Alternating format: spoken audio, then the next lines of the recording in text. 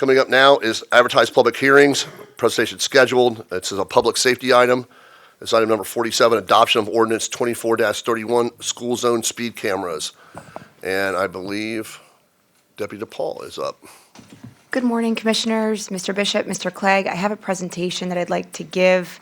It's a very brief presentation. This is about automated enforcement in school zones. So those traffic cameras that would be placed in school zones throughout the county. First slide. Yeah, if you don't mind. Thanks, Q. Okay. Perfect. So Manatee County in Florida have a speeding problem. This is no surprise. We've heard this from FDOT as well.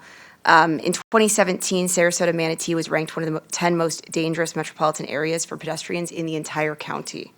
According to the Manatee County Sheriff's Office, Manatee County ranks in the top 25 counties in the state for traffic crashes, resulting in serious and fatal injuries to pedestrians and bicyclists. Florida ranks as the second deadliest state for pedestrians. Next slide. So slowing down has been proven to save lives. Stopping distances obviously increase exponentially with momentum from faster speeds, and so I give a couple examples here. But the biggest thing is when you talk about pedestrians, if a person is hit by a car at 40 miles per hour, the fatality rate is over 40%. At 20 miles per hour, it's just 10%. And you can see at 58 miles per hour, the fatality rate is 90%. So we do have a serious concern, and the risk is real, specifically in school zones where there are heavier pedestrian traffic. Next slide. So Florida passed House Bill 657 to make our streets safer and protect our children. Speed cameras are only allowed to be used in school zones per House Bill 657. So this only addresses, sorry, to be clear, this only addresses the speed zones that are in school zones.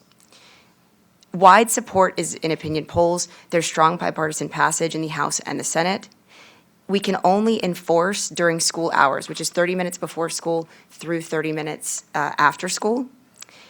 And the camera would only take photos of vehicles or issue violations to vehicles that are 11 miles per hour and above over the posted speed limit.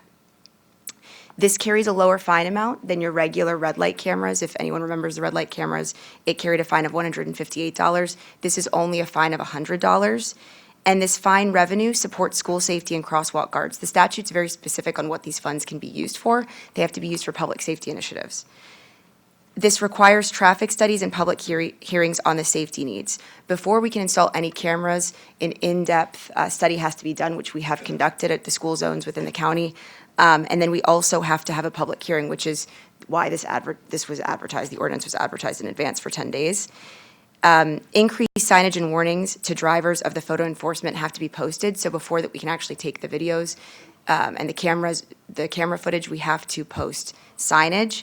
And then there's a warning period, which includes public notice period to inform the public. This warning period is 30 days. So once the camera is actually in effect, we have to issue warnings only for 30 days.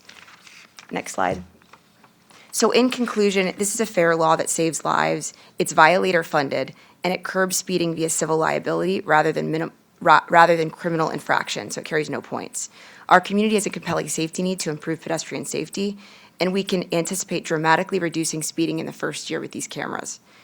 So the actions that are requested, this item specifically is the adoption of the ordinance 24-31 for school zone speed cameras.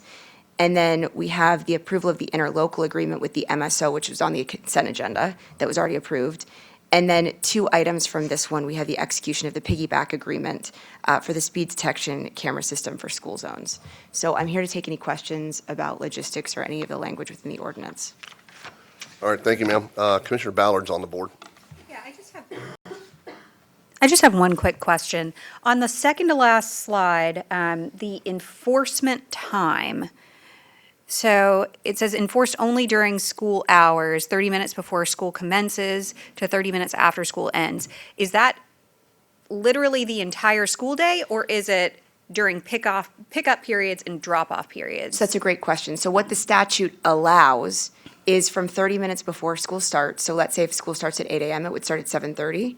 And then if school ends at 3:30, it would go until 4 p.m. all day.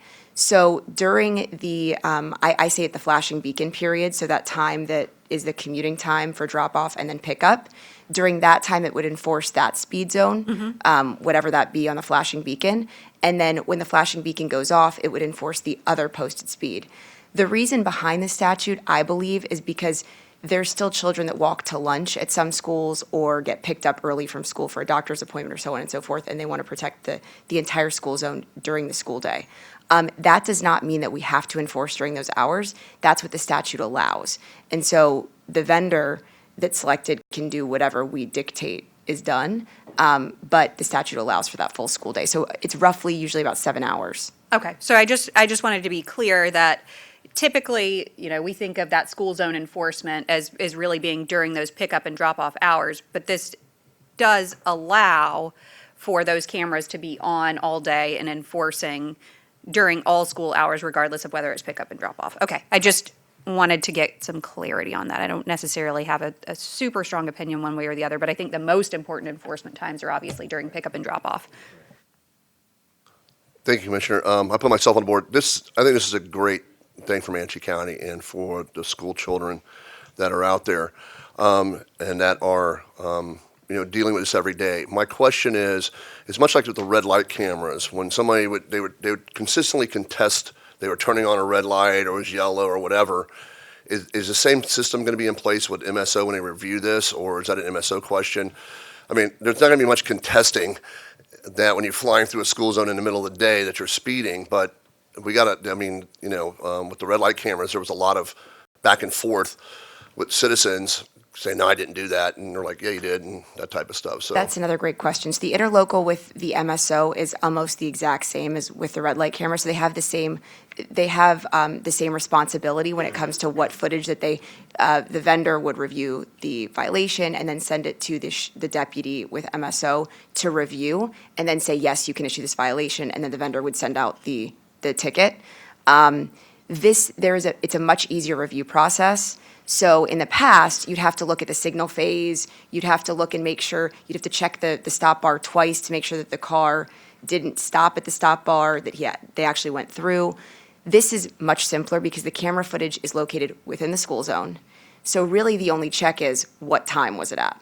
Was it during the flashing beacon time? What was the speed? Was it outside of that, but in the school day, what was the speed? It's a very simple check, but the relationship with the tickets and how they're issued and that relationship with the vendor is the exact same.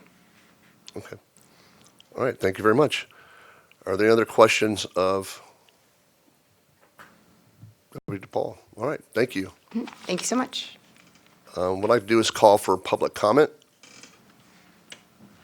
Thank you, ma'am. You know the rules. Andrew Griffin, Manatee County activist. I'm going to tell you, I don't like this. I don't like this at all. I think the information we were just provided here is skewed because you're asking for red light cameras to be in pedestrian areas of children's schools, school zones, yet we commingled all adult pedestrian accidents with those children. When we're talking about spending money in Manatee County and taking taxpayer money and actually putting something in place that's going to cost taxpayers money in the future, such as these tickets, and have this whole thing, which I personally fought to have those red light cameras removed from this community in its entirety. Definitely are not pleased that we're even entertaining bringing some back even in school zones, because we just had a presentation here that didn't even identify one issue in a school zone. None. We have pedestrians are higher but every time I'm running down the road, especially on 14th Street, some of these people are adults. Actually, a lot of them are adults making decisions to go out in front and try to run in front. So far, we have security people, crosswalk people at every school, every crosswalk. So we have them there. We're reducing the speed in those areas to 15 miles an hour. She says that if we have 20 miles an hour, people are, their survival rate is at 10%. Or not the survival rate, but their fatality rate is at 10%. So we're doing everything necessary. And if we're going to be asking for specific traffic cameras in specific areas, I want all the information related to those specific areas, not a collective problem. Thank you. God bless. Thank you, ma'am. Commissioner Cruz? Are you on the board? I am. Oh, sorry. Is anybody else for public comment? Sorry. I didn't see anybody coming forward, so. All right. Thank you very much. Mr. Cruz? Yeah, I figured I'd answer since I'm the one who made the motion to remove the red light cameras last time. I believe this to be entirely different. That's why I support this. The red light cameras were subjective, whether or not you came to a complete turn or not. They were only in like 10 intersections that were picked based upon the highest revenue generating intersections, not the ones with the most traffic accidents and fatalities. It was a poorly planned money grab. That's why this board got rid of them a couple of years ago. Every member of this board who was sitting at the time voted to get rid of them. This is different. One, speed's not subjective. You can calculate that pretty accurately. Second, this is for kids in school zones. There's a reason why we have enhanced ticket prices for speeding through school zones as it is, because it's more dangerous. We're protecting our kids. Kids that, you're talking about adults and pedestrians walking. We're talking about 8-year-old kids walking from their subdivision to their school that don't always understand the concept of looking both ways. So I treat this entirely differently. This is not going to be done based upon where the highest revenue is. It's going to be based upon where the biggest protection is, the biggest risk is, the most kids walking to school is. Just don't speed through school zones. Again, that's not subjective. You're either speeding or you're not. It's not a matter of whether or not you came to a complete stop before you made a right-hand turn. Thank you, sir. Commissioner Van Ostenbridge? Thank you, Mr. Chair. I probably should just take myself off the board. Commissioner Cruz pretty much said everything I wanted to say. The only thing I would add, I know you, I like you, but you did come up here earlier in the meeting and you said, what are you guys doing to protect children? You need to do more to protect children. And we come back after the break and we have an ordinance to protect children and you say, I don't like that. Do away with that. I knew when I ran for office I wouldn't be able to please everyone, and I guess that rings true. All right. Thank you, Mr. Chair. Thank you, sir. All right, we've had public comment, we've had the commissioner comment, and there's been a motion made by Commissioner Van Ostenbridge and seconded by myself. If you cast your votes at this time.